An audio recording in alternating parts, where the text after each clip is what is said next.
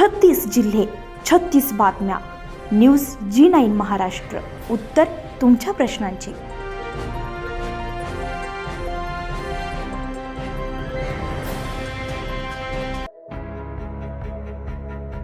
दिनांक 26 डिसेंबर 2025 ला वीर दिनानिमित्त मराठी भाषा विद्यापीठ रिद्धपूर येथे व्याख्यानमालेचं आयोजन करण्यात आलं. या व्याख्यानमालेसाठी राष्ट्रसंत तुकडोजी महाराज विद्यापीठाच्या सहयोगी प्राध्यापक, पदव्युत्तर शिक्षण विभागाच्या प्राध्यापिका डॉक्टर अर्चना ठाकरे यांनी तरुणांच्या मानसिक विकसनात मूल्यांचे स्थान आणि योगदान या विषयावर व्याख्यान आयोजित केलं होतं.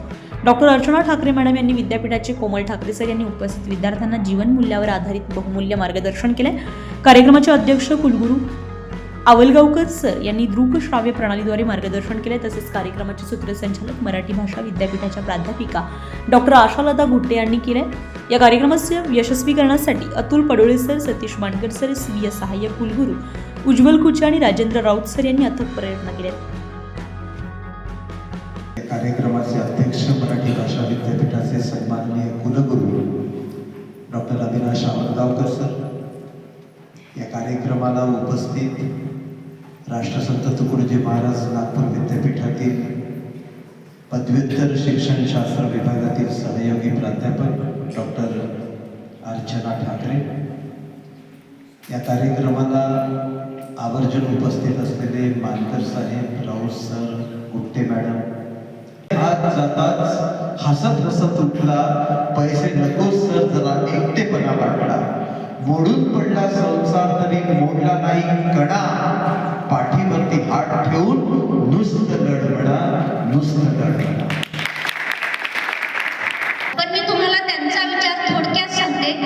त्यांना हे म्हणायचं होतं की आपल्या आयुष्यात योग्य काय आहे आणि आपल्या आयुष्यात अयोग्य काय आहे याची ओळख आपल्याला कळणे म्हणजे मूल्य आहे.